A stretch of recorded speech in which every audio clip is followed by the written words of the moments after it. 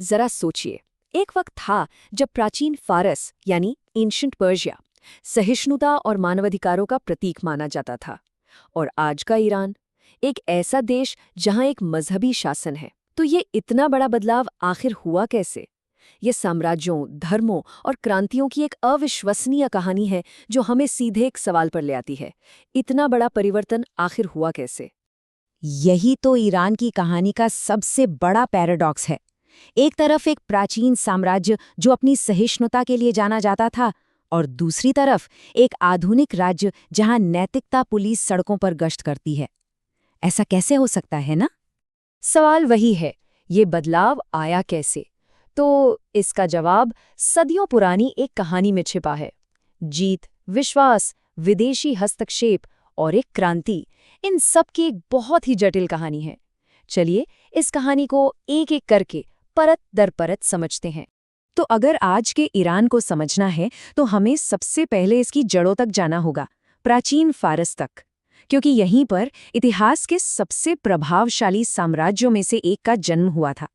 Cyrus the great ने जो साम्राज्य बनाया वो सिर्फ बड़ा नहीं था, बल्कि क्रांतिकारी था।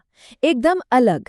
मतलब दूसरे साम्राज्यों की तरह फारसियों ने जीते हुए लोगों पर अपनी संस्कृति नहीं थोपी, बल्कि उन्होंने वहां के स्थानीय रीति रिवाजों और विश्वासों को आगे बढ़ने दिया। और ये उस जमाने के लिए एक बहुत ही नई और बड़ी बात थी। अच्छा, फारसियों का जो धर्म था, पारसी धर्म, उसके विचारों का असर आज भी दुनिया पर दिखता है। इसमें अच्छाई और बुराई के बीच की लड़ाई, स्वतंत्र इच्छा यानी अपनी मर्जी से चुनने की आज़ादी और स्वर्ग नरक जैसे कॉन्सेप्ट्स थे। ये इतने क्रांतिकारी विचार थे कि इनका असर बाद में यहूदी, ईसाई और इस्लाम धर्म पर भी गहरा पड़ा। लेकिन फिर 7वीं शताब्दी में सब कुछ बदल गया। एक नई ताकत आई जिसने ईरानी समाज को हमेशा के लिए एक नया रूप दे दिया। ये टाइमलाइन 3 बड़े बदलावों को दिखाती है जिन्होंने ईरान की धार्मिक और राजनीतिक पहचान को आकार दिया। पारसी साम्राज्य से इस्लामी विजय तक और फिर शिया इस्लाम का राज्य धर्म बनना, हर एक मोड़ ने ईरान का रास्ता ही बदल दिया। देखिए, 7वीं शताब्दी की जो विजय थी वो सिर्फ एक नया धर्म नहीं लाई, उसके साथ आया एक पूरा नया कानूनी सिस्टम, शरिया। ये इस्लामी कानून व्यक्तिगत व्यवहार से लेकर व्यापार और आपराधिक न्याय तक जिंदगी के हर पहलू को नियंत्रित करता था।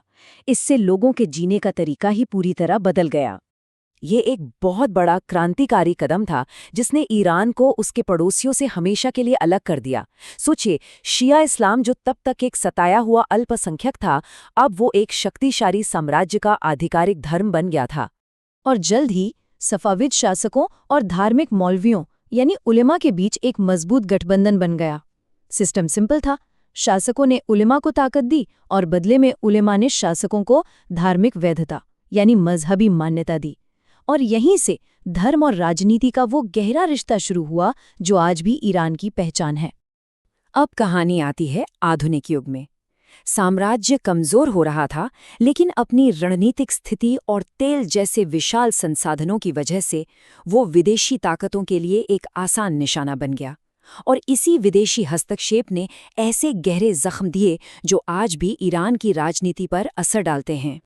ये एक तरह से राष्ट्रीय अपमान का दौर था। ऐसा लगता था जैसे ब्रिटेन और रूस ईरान को अपना निजी खेल का मैदान समझते थे। उन्होंने ईरान के संसाधनों और राजनीति दोनों को नियंत्रित किया। इस अनुभव ने एक ऐसे राष्ट्रवाद को जन्म दिया जिसकी झलक ईरान की राजनीति में आज तक दिखती है। ईरानियों ने इससे निकलने की कोशिश की। उन्होंने लोकतांत्रिक सुधारों के जरिए आधुनिकीकरण लाने की कोशिश की, एक संसद बनाई और राजशाही की शक्ति को सीमित करने का प्रयास किया। लेकिन ब्रिटेन और रूस को अपना प्रभाव खोने का डर था, इसलिए उन्होंने इस आंदोलन को कमजोर कर दिया और लोकतंत्र की उम्मीद बस टूट गई। और इसी नाकामी ने 20वीं सदी के सबसे बड़े टकराव की नींव रखी। एक तरफ था शाह, एक धर्मनिरपेक्ष तानाशाह, और दूसरी तरफ एक क्रांतिकारी अयातुल्ला। शाह मोहम्मद रजा पहलवी का विजन तो ईरान का आधुनिकीकरण करना था, लेकिन ये आधुनिकीकरण ऊपर से थोपा गया था। शहरों में चमक दमक तो थी, लेकिन पर्दे के पीछे एक क्रूर गुप्त पुलिस थी और तेल की दौलत का फायदा सिर्फ कुछ खास लोगों तक ही पहुंच रहा था। आम ईरानियों के लिए बहुत कम था। और फिर आया 1953 का तख्ता पलट, एक महत्वपूर्ण मोड़ जिसने अमेरिका को ईरान विरोधी भावना का केंद्र बना दिया। हुआ ये कि जब ईरान के लोकतांत्रिक रूप से चुने गए प्रधानमंत्री ने तेल का राष्ट्रीयकरण किया, तो CIA ने उन्हें हटाकर शाह को वापस गद्दी पर बिठा दिया। ये एक ऐसी घटना है जिसे ईरानी लोग आज तक नहीं भूले हैं। शाह के शासन के जो आलोचक थे, उन्होंने इस एहसास को बयान करने के लिए एक शब्द इस्तेमाल किया, वेस्टॉक्सिफिकेशन। मतलब उनका ये मानना था कि ईरान पश्चिमी प्रभाव से जहरीला हो गया है, वो अपनी असली इस्लामी पहचान को भूल रहा है और इससे देश की आत्मा को जहर दिया जा रहा है। और इसी माहौल में अयातुल्लाह रूहुल्लाह खुमैनी एक बहुत शक्तिशाली आवाज बनकर उभरे। उन्होंने एक बिल्कुल क्रांतिकारी विचार सामने रखा। उनका कहना था कि सिर्फ धार्मिक विद्वानों को ही सीधे राज्य पर शासन करना चाहिए। ये पारंपरिक शिया धर्मशास्त्र से बिल्कुल अलग एक कट्टरपंथी और नया विचार था। खुमैनी का संदेश अलग अलग समूहों के बीच गूंज उठा। वामपंथी छात्र, पारंपरिक व्यापारी और भ्रष्टाचार से तंग आम ईरानी, लाखों लोग सड़कों पर उतर आए और आखिरकार शाह को देश छोड़कर भागने पर मजबूर कर दिया गया।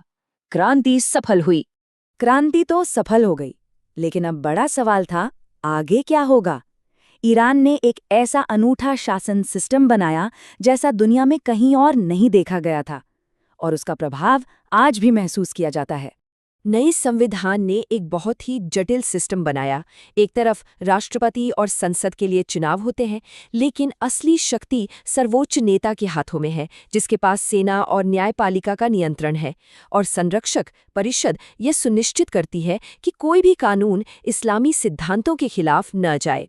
तो ये एक ऐसा सिस्टम है जिसमें लोकतंत्र भी है और धर्मतंत्र भी, लेकिन अंतिम अधिकार हमेशा सर्वोच्च नेता के पास रहता है। संविधान में बुराई को रोकने का जो आदेश है, वो सीधे तौर पर नैतिकता पुलिस के रूप में सामने आया। यह पुलिस सड़कों पर गश्त करके यह सुनिश्चित करती है कि इस्लामी ड्रेस कोड और व्यवहार का पालन किया जाए। और 2022 में महिसा अमीनी नाम की एक युवती की नैतिकता पुलिस की हिरासत में मौत हो गई। इस घटना के बाद देश में हाल के इतिहास के सबसे बड़े विरोध प्रदर्शन हुए। इन प्रदर्शनों ने मौजूदा व्यवस्था के खिलाफ, खासकर युवा ईरानियों के बीच जो गहरा असंतोष और गुस्सा है, उसको सबके सामने ला दिया। तो ईरान की कहानी सत्ता, विश्वास और पहचान के बीच एक सदियों पुराने संघर्ष की कहानी है। साइरस महान के सहिष्णु साम्राज्य से लेकर आज के जटिल इस्लामिक गणराज्य तक, ये यात्रा हमें एक मौलिक सवाल पर लाकर छोड़ जाती है। क्या कोई देश अपने इस्लामी विश्वास और अपने लोगों की स्वतंत्रता की इच्छा दोनों का सम्मान कर सकता है? इसी सवाल का जवाब ईरान के भविष्य को आकार देगा।